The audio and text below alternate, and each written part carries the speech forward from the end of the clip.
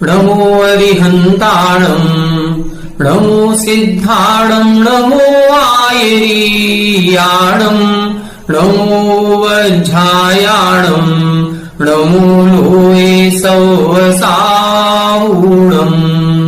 मोक्षमार्गस्य नेतारं भेत्तारं कर्मभूभृतां ज्ञातारं विश्वतत्त्वानां वंदे तत्गुणलब्धये।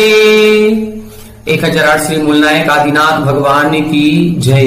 द्वासांग जिनवाणी माता की जय। आचार्य श्रेष्ठ आचार्य गुरुवर श्री 108 पूज्यपाद स्वामी महाराज की जय। आचार्य श्रेष्ठ आचार्य गुरुवर श्री 108 विद्यासागर जी महाराज की जय। जगत पूज्य निर्यापक श्रमण मुनि पुंगव श्री 108 सुधा सागर जी महाराज की जय। समस्त मुनि संघ की जय। आलोक मोदी स्वाध्याय सुधा यूट्यूब चैनल पर आप सभी दर्शकों का एक बार पुनः हार्दिक स्वागत, हार्दिक अभिनंदन। पूज्यवर आचार्य उमा स्वामी जी द्वारा रचित सूत्रों पर आचार्य पूज्यपाद स्वामी जी द्वारा जो एक महत्वपूर्ण टीका लिखी गई, ऐसे सरवार सिद्धि ग्रंथराज की स्वाध्याय श्रृंखला में हम सभी प्रारंभ के 8 अध्यायों का अध्ययन कर चुके हैं। धीरे धीरे करके एक एक करके हमने 8 अध्यायों का स्वाध्याय कर लिया है। आज से हम 9वें अध्याय का स्वाध्याय प्रारंभ करेंगे।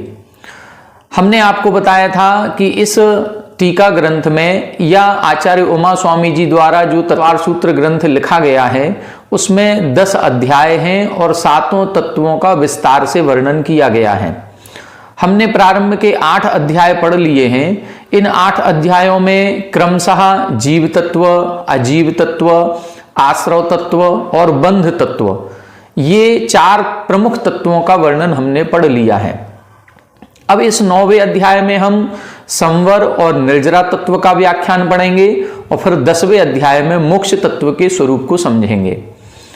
आप सभी ने 6वां, 7वां और 8वां अध्याय जो पढ़ लिया है, तो निश्चित रूप से 6वें अध्याय को पढ़ करके हमारी क्रियाओं में कुछ ना कुछ सुधार हुआ होगा, क्योंकि उसमें बताया गया था कि 8 कर्मों का बंध किन कारणों से होता है। हम कौन सी क्रिया करते हैं तो कौन सा कर्म बांधते हैं।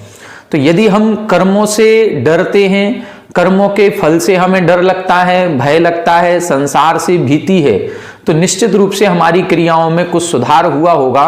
और जो 7वें अध्याय के अंतर्गत 12 व्रतों का या 11 प्रतिमाओं का जो कुछ सामान्य से वर्णन किया गया है, उनका जो स्वरूप बताया गया है, उस स्वरूप को जानने के बाद उन व्रतों को ग्रहण करने का भाव भी बना होगा। 8वें अध्याय में भी बंध तत्व को समझने के उपरांत कि कर्मों का बंध कैसे होता है, कौन सी प्रकृति का क्या स्वरूप है, अब हम क्या चाहते हैं और किससे डर रहे हैं। जैसे पंडित दौलत राम जी ने छेढ़ाला जी ग्रंथ में लिखा कि जो अनंतानंत जीव हैं वो सुख चाहते हैं, दुख से डरते हैं।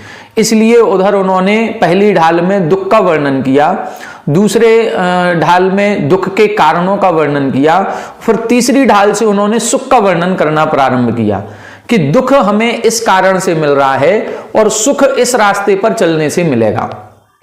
अब ये 8वां अध्याय पढ़ने के बाद अब हम समझ चुके हैं कि कौन से कर्म के कारण से हमें कैसा फल मिलता है, और 6वें अध्याय में हम ये पढ़ चुके हैं कि किन क्रियाओं के करने से हमें कौन से कर्म का बंध होता है। अब हमें उस बंध को रोकना है। हम क्या चाह रहे हैं? हम जो चीज चाहते हैं, आगामी सुख को चाहते हैं, यदि शाश्वत सुख की इच्छा है तो हमें इस कर्म बंधन को पूर्णतः नष्ट करना होगा।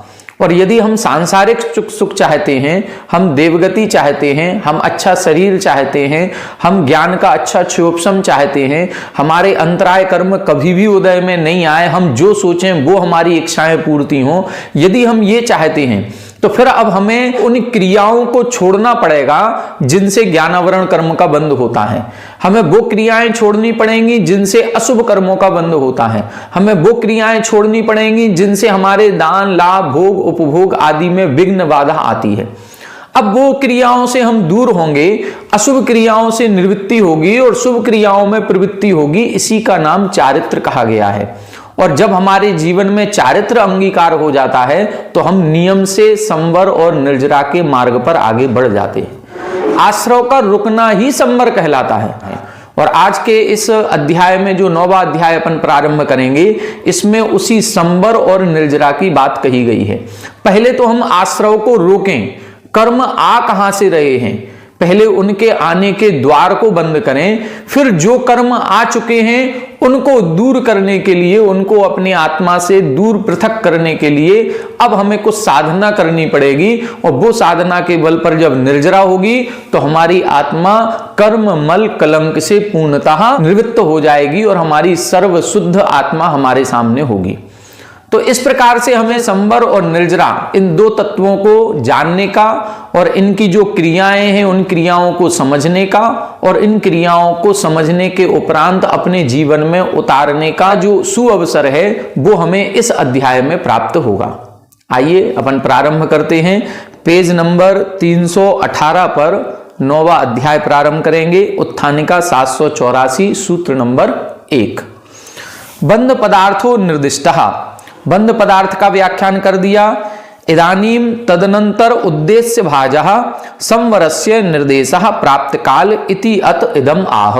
यहां बता रहे हैं बंध पदार्थो निर्दिष्टः, बंध पदार्थ का व्याख्यान आप कर चुके हैं। इदानीम तदनंतर उद्देश्य भाज, अब उस बंध पदार्थ के बाद जिसका उद्देश्य क्रम प्राप्त है, ऐसा संवरस्य, ऐसे संवर का निर्देशः प्राप्त काल, अब उस संवर का कथन करने का समय आ गया है। इसलिए अब उस संवर की पहले परिभाषा या स्वरूप लक्षण बता रहे हैं। आश्रव निरोधः संवरः, आश्रव निरोधः संवरः। यहां बता रहे हैं आश्रव का निरोध करना ही, मतलब आश्रव को रोकना ही संवर कहलाता है। आपने बालबोध आदि में एक उदाहरण पढ़ा होगा कि एक व्यक्ति नाव से जा रहा है और उस नाव में एक छेद हो गया, और नाव में जब छेद हो गया तो उसमें पानी भरने लगा। अब हमें सबसे पहले क्या करना पड़ेगा, पहले हमें उस नाव में पानी आ कहां से रहा है उस छिद्र को ढूंढ करके उस छिद्र को बंद करना पड़ेगा। बस उस छिद्र के बंद करने का नाम ही संवर कहलाता है। अब हमें वो क्रियाएं देखनी पड़ेंगी, उन क्रियाओं की खोज करनी पड़ेगी कि हमें आश्रव हो किन कारणों से रहा था। तो सबसे पहले हमें आश्रव हो रहा था योग के कारण से, काय वांग मनः कर्म योगः सा आश्रवः। फिर जो बंध के प्रत्यय बताए थे, मिथ्या विरति प्रमाद कसाय योगा बंध हेतुवा, ये बंध के हेतु हैं। तो इन 5 प्रत्यय जो बताए गए थे, मिथ्यात्व को, अविरति को, प्रमाद को, कसाय को, योग को, हम जैसे जैसे इन प्रत्ययों को दूर करेंगे वैसे वैसे हमारे आत्मा में कर्मों का आना भी रुक जाएगा और हम संवर के मार्ग पर आगे बढ़ जाएंगे। जब हमने 8वें अध्याय के इस पहले सूत्र की व्याख्या आपके सामने रखी थी, तब हमने बताया था कि जैसे बाहर मैदान है और उसमें बहुत तेज आंधी तूफान चल रहा है और हमारे जो घर मकान की खिड़की है यदि वो खुली होगी तो वो धूली जो है वो हमारे कमरे के अंदर आएगी। अब हमें क्या करना है, अब हमें ये करना है कि जो धूल आ रही है उस धूल को रोकने के लिए उस खिड़की को बंद करना पड़ेगा। अब खिड़की अचानक से सारी खिड़कियां तो बंद एक साथ हो नहीं जाएंगी, या एक खिड़की जो हमारी है उसमें जो 3-4 दरवाजे होते हैं वो सारे एक साथ तुरंत तो बंद हो नहीं जाएंगे। हमको एक एक दरवाजे को बंद करने में समय लगेगा। तो जैसे ही हम पहला दरवाजा बंद करते हैं, कुछ ना कुछ जो धूल उस पहले दरवाजे से आ रही थी वो धूल आना भी बंद हो जाएगी। फिर हम दूसरा दरवाजा बंद करेंगे तो दूसरे दरवाजे से जो धूल आ रही थी वो आना रुक जाएगी, लेकिन जो अभी 3 दरवाजे खुले हैं उनसे धूल आती रहेगी। हम जैसे ही 5 दरवाजे बंद कर देंगे धूल आना पूर्णतः रुक जाएगी। इसके बाद फिर अब हमें झाड़ू लगानी पड़ेगी। जो घर में धूल आ चुकी है, नई धूल तो नहीं आएगी, लेकिन अब हमें झाड़ू लगानी पड़ेगी, थोड़ी मेहनत करनी पड़ेगी। झाड़ू भी लगाएंगे, पोंछा भी लगाएंगे, उसको पूरा वाइपर आदि लगा करके बिल्कुल साफ करेंगे, बस वो निर्जरा कहलाएगी। और फिर उसके बाद जो हमारा कमरा जगमगाएगा वही मोक्ष का स्वरूप है। यहां पर भी हम ये देखेंगे आश्रव निरोधा संवरः। हम ये जान चुके हैं कि हमारे आत्मा में कर्म आ कहां से रहे हैं, किन कारणों से आ रहे हैं। वो कारण हमने बता दिए, मिथ्यात्व से, अविरति से, प्रमाद से, कसाय से और योग से। इन 5 क्रियाओं के कारण से कर्म आते हैं। अब इन 5 क्रियाओं को जैसे जैसे जैसे जैसे हम रोकते जाएंगे वैसे वैसे हमारी आत्मा में कर्मों का आना भी रुकता जाएगा, इसी को हम संवर कहते हैं। आइए 785 नंबर देखें। अभिनव कर्म आदान हेतु आश्रवो व्याख्यातः। अभिनव कर्म आदान हेतु मतलब नवीन कर्मों का जो आने का कारण है उसको आश्रवो व्याख्यातः, उसको आश्रव कहते हैं, ये हम व्याख्यान कर चुके हैं। तस्य निरोधः संवर इति उच्यते, और उसका ही निरोध करना संवर कहलाता है। जो कर्मों का आश्रव हो रहा है उस आश्रव का रुक जाना ही संवर है, ये कहते हैं। स द्विविधो भाव संवरो द्रव्य संवरश्च इति। वह जो संवर है वो दो प्रकार का होता है, भाव संवर और द्रव्य संवर। आप सभी द्रव्य संग्रह पढ़ चुके हैं। द्रव्य संग्रह जी में आचार्य नेमिचंद सिद्धांत चक्रवर्ती महाराज ने पूर्व में ही बता दिया है कि आश्रव भी दो प्रकार का है, भावाश्रव द्रव्याश्रव। बंध भी दो प्रकार का है, भावबंध द्रव्य बंध। संवर भी दो प्रकार का है, भाव संवर और द्रव्य संवर। भाव संवर जिन परिणामों से कर्म आना रुकते हैं वो आत्मा के परिणाम, वो भाव संवर हैं। या वो क्रियाएं जिन क्रियाओं को करने से कर्म आना रुक जाते हैं वो क्रियाएं या वो आत्मा का परिणाम, ये भाव संवर कहलाएगा। और कर्मों का आना रुक जाना ये द्रव्य संवर कहलाएगा। देखें इधर भी परिभाषा बता रहे हैं। तत्र संसार निमित्त क्रिया निवृत्तिर भाव संवरः। भाव संवर की परिभाषा याद कर लें। संसार निमित्त क्रिया निवृत्ति, संसार के निमित्त भूत। अब संसार का निमित्त क्या है? आश्रव। जब तक कर्मों का आश्रव होता रहेगा हमारा संसार बना रहेगा। तो संसार के निमित्त भूत जो क्रियाएं हैं, कौन कौन सी क्रियाएं हैं? मिथ्यात्व, अविरति, प्रमाद, कषाय और योग, ये सारी क्रियाएं संसार के कारणभूत हैं। अब इन क्रियाओं की निवृत्ति, यदि इन क्रियाओं की निवृत्ति करते हैं तो वो भाव संवर है। और तन्निरोधे, उस भाव संवर के होने पर या उन संसार के निमित्त भूत क्रियाओं का निरोध होने पर तत्पूर्वक कर्म पुद्गल आदान विच्छेदो, जो कर्म पुद्गलों का ग्रहण हो रहा था वो रुक जाना, उसमें विच्छेद आ जाना, वह द्रव्य संवर कहलाता है। मतलब जो परिणाम या जिन क्रियाओं से कर्म आना रुकते हैं वो क्रिया या परिणाम भाव संवर हैं, और उन द्रव्य कर्मों का आना रुक जाना ही ये द्रव्य संवर कहलाता है। आगे देखें 786 इदम विचार्यते। अब इसका विचार करते हैं कैसे कैसे कर्मों का आना रुक जाता है। 14 गुण स्थानों में हमने आपको बताया था कि बंध योग्य प्रकृतियां 120 मात्र होती हैं, और इन 120 कर्म प्रकृतियों का बंध मात्र 13वें गुण स्थान तक होता है, क्योंकि 5 जो प्रत्यय कहे गए वो 13वें गुण स्थान तक होते हैं। मिथ्यात्व जो है ये पहले गुण स्थान तक ही होता है। अविरति जो है ये मुख्य रूप से तो चौथे गुण स्थान तक होती है, लेकिन पंचम गुण स्थान में कुछ अविरति कुछ विरति होती है। प्रमाद जो है वो 6वें गुण स्थान तक रहता है। कषाय जो है ये 10वें गुण स्थान तक रहती है, और योग 13वें गुण स्थान तक रहता है। 14वें गुण स्थान में ना मिथ्यात्व है, ना अविरति है, ना प्रमाद है, ना कषाय है, ना योग है। पांचों में से एक भी कारण नहीं होने से 14वें गुण स्थान में कर्मों का आश्रव भी नहीं होता है। अब इन्हीं 5 कारणों की अपेक्षा से एक एक गुण स्थान में बताएंगे कि कितनी प्रकृतियों का आश्रव हो रहा है और कितनी प्रकृतियों का आश्रव नहीं हो रहा है, कितनी प्रकृतियों का बंध हो रहा है और कितनी प्रकृतियां अब अबंध योग्य हो गई, या जिनको हम कहें बंध विच्छुत्ति। ये जो अध्याय और ये सूत्र जो हम पढ़ेंगे इसमें बंध विच्छुत्ति का कथन किया गया है।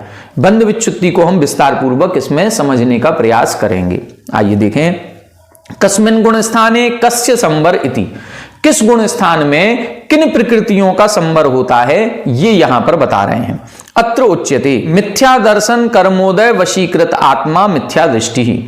मिथ्या दर्शन कर्म प्रकृति का उदय जिस आत्मा के होता है उसे हम मिथ्या दृष्टि कहते हैं। प्रथम गुण स्थान वाला जीव कौन है? जिसके मिथ्यात्व कर्म का उदय है, और ऐसे जीव को हम मिथ्या दृष्टि कहते हैं।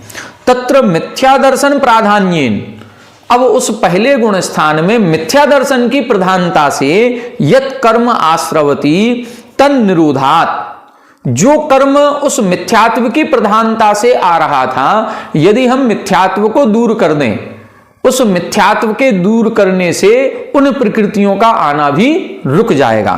क्या लिखा? तन निरोधात शेषे सासादन सम्यक दृष्टि आदौ तत्संवरो भवति।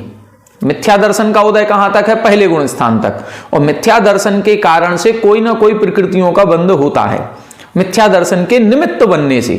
अब उसके निमित्त बनने से जिन प्रकृतियों का आश्रय हो रहा था, यदि हम मिथ्या दर्शन को नष्ट करके वो सम्यक दृष्टि हो जाएं, तो फिर दूसरे आदि गुण स्थानों में उन प्रकृतियों का आश्रय नहीं होगा। तो मतलब दूसरे आदि गुण स्थानों में उन प्रकृतियों का आश्रय नहीं हो रहा है, इसी का मतलब है संवर हो रहा है। इसी को हम बंध विच्छुत्ति कहते हैं, बंध से छूट जाना।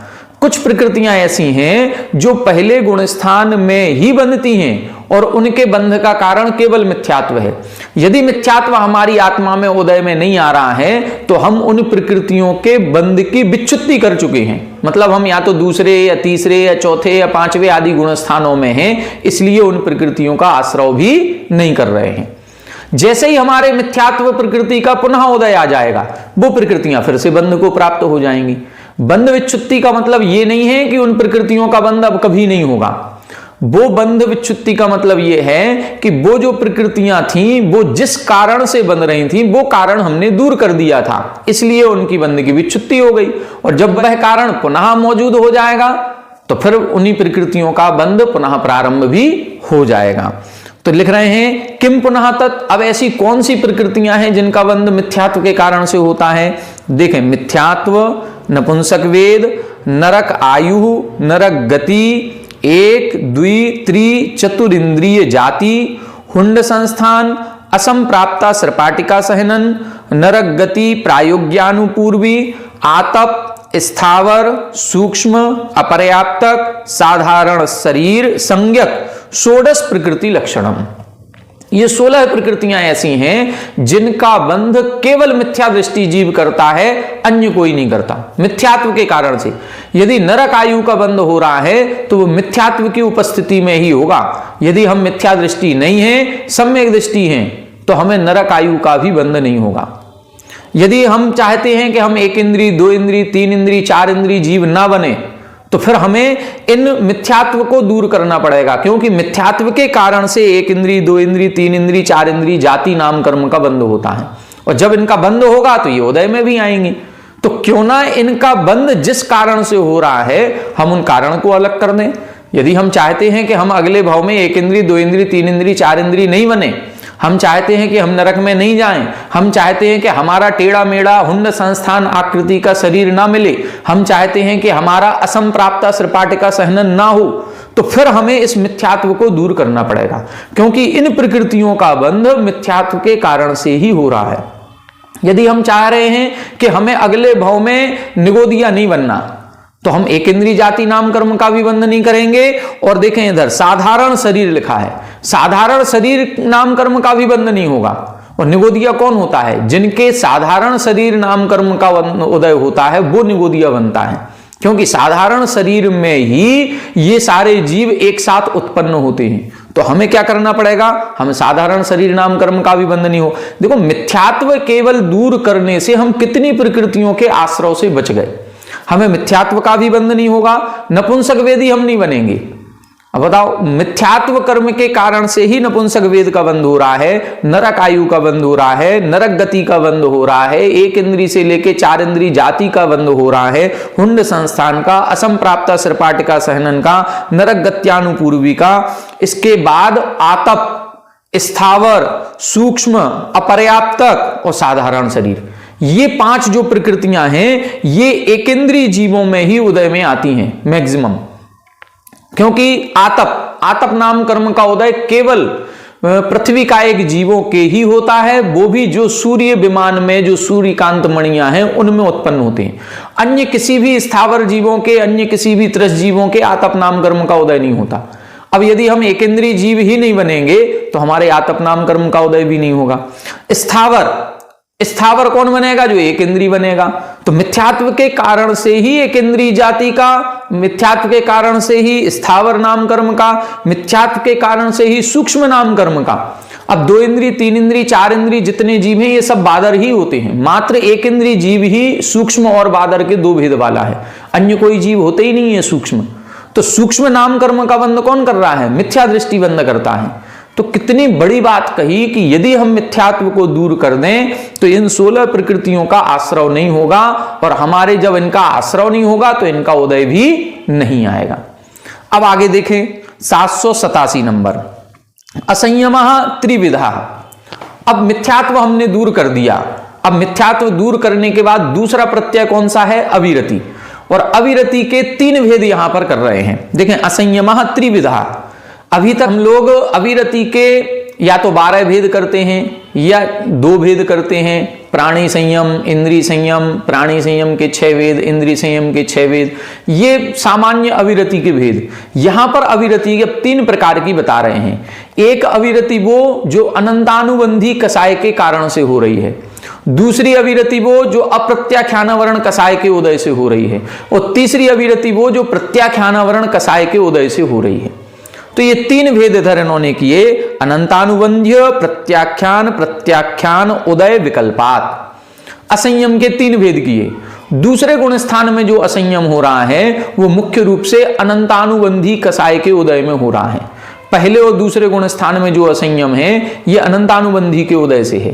तीसरे और चौथे गुण स्थान में जो असंयम है ये अप्रत्याख्यानावरण कसाय के उदय से है।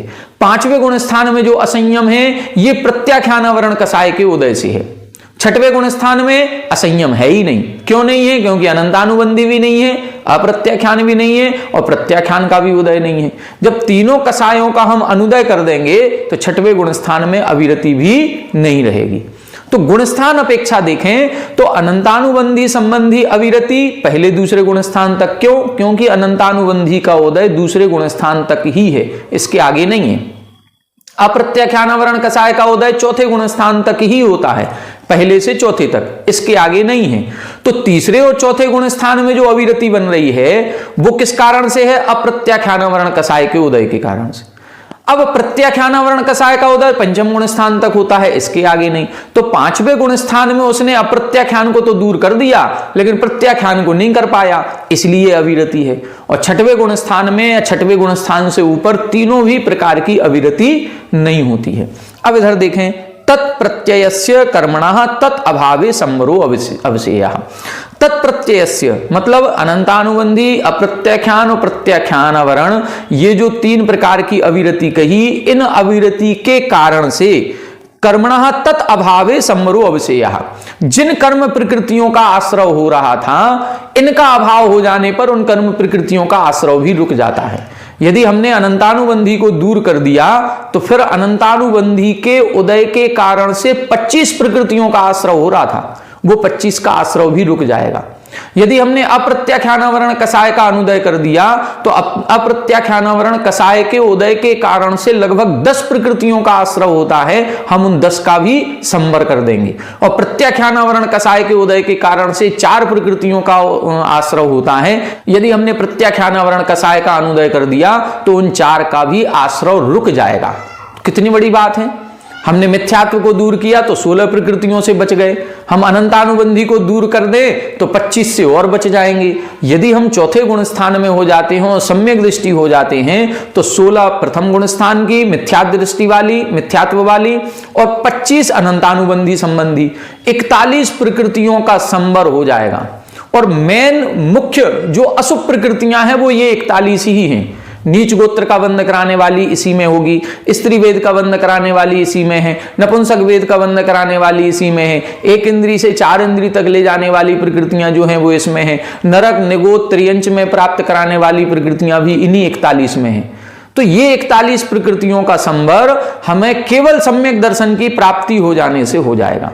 और सम्यक दर्शन के लिए कोई विशेष साधना नहीं करनी है। सम्यक दर्शन के लिए अकाट्य श्रद्धान चाहिए कि सच्चे देवसास गुरु का स्वरूप जैसा कहा गया है वैसा ही है, अन्य प्रकार से नहीं है।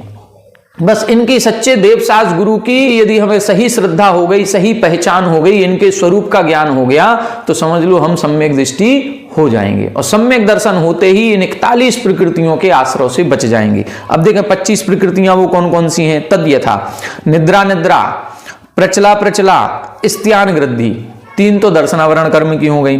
फिर अनंतानुबंधी क्रोध मान माया लोभ, स्त्री वेद, त्रियग आयु त्रियग गति, चतुः संस्थान, चतुः सहनन, देखो, एक अशुभ संस्थान अशुभ सहनन जो 6वें नंबर का था वो मिथ्यात्व के कारण से बंद होता है, वो अलग कर दिया।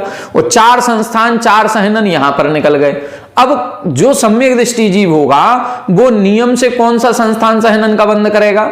वो नियम से प्रथम उत्कृष्ट संस्थान या उत्कृष्ट सहनन का बंद करेगा।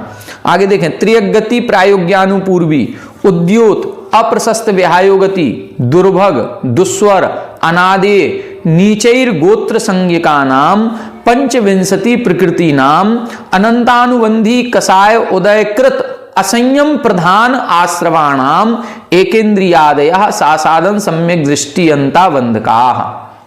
क्या लिख रहे हैं? ये जो 25 प्रकृतियां लिखी हैं, 25 कौन कौन सी हो गई? निद्रा निद्रा, प्रचला प्रचला, स्त्यान वृद्धि 3 हो गई है दर्शनावरण कर्म की। फिर अनंतानुबंधी की 4, क्रोधमान माया लोभ, स्त्रीवेद, त्रियंचायु, त्रियंच गति, 4 संस्थान, 4 सहनन, त्रियंच गत्यानुपूर्वी, उद्योत, अप्रशस्त व्यायोगति, दुर्भग, दुस्वर, अनादेय और नीच गोत्र।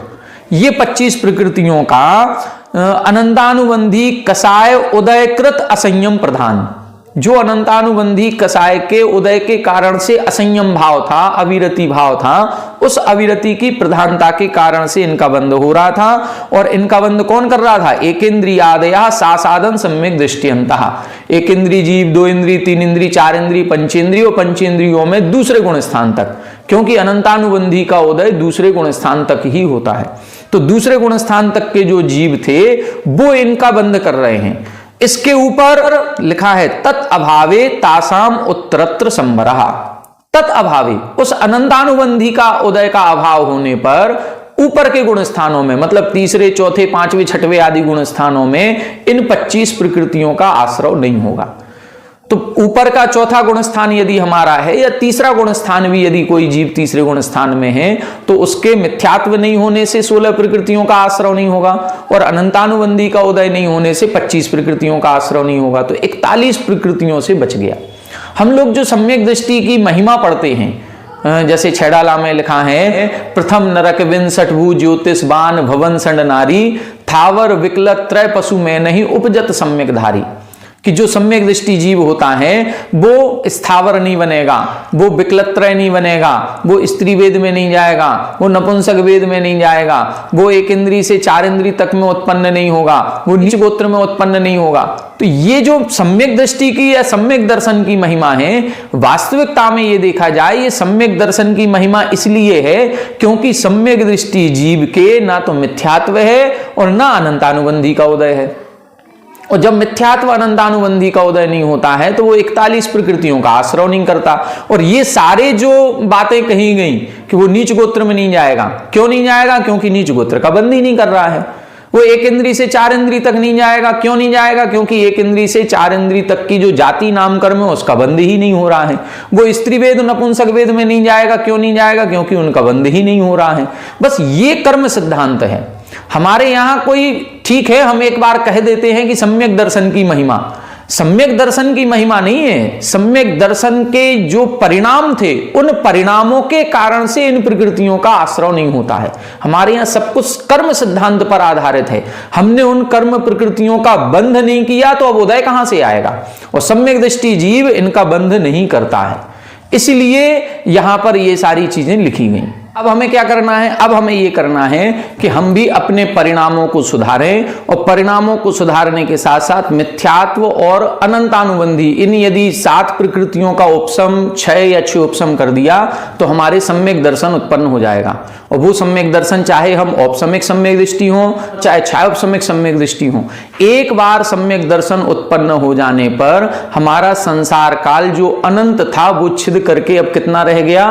वो मात्र अर्धपुद्गल परावर्तन काल रह जाता है। हो सकता है कि हम सम्यक दर्शन प्राप्त करके पुनः मिथ्या दृष्टि बन जाएं, हो सकता है, कोई बड़ी बात नहीं है। तो पुनः इन कर्म प्रकृतियों का आश्रव करने लग जाएंगे। लेकिन एक बार भी यदि सम्यक दर्शन हो गया तो ये गारंटी कार्ड मिल जाएगा कि अब आगे आगामी भविष्य में हमारा मोक्ष जाना निश्चित हो जाएगा। हमारा संसार में अब जो भटकना है वो अब अनंत नहीं होगा, वो अब कहीं ना कहीं सादी शांत हो गया, मतलब अंत सहित हो गया। अर्धपुद्गल परावर्तन में नियम से मोक्ष होगा ही होगा, ये गारंटी कार्ड हमें मिल जाता है। तो एक बार हम मिथ्यात्व को दूर करें और अनंतानुबंधी कषाय का अनुदय करें, अर्थात अपनी जो कषाय है उसको 6 महीने तक ही लिमिट कर लें कि हमारी कोई भी कषाय 6 महीने से ज्यादा नहीं रहे। यदि ये हम कर लेते हैं तो हम चौथे गुण स्थानवर्ती सम्यक दृष्टि जीव हो जाएंगे और इन कर्म प्रकृतियों के आश्रय से भी बच जाएंगे। अब आगामी गुण स्थानों में किस प्रकार से प्रकृतियों का संवर होता है वो हम आगे आने वाली कक्षाओं में पढ़ेंगे। आज की कक्षा में इतना ही, आगे की कक्षा में आगे के विषय को अपन लेकर के चलेंगे। आप सभी हमारे साथ बने रहें। सभी को जय जय।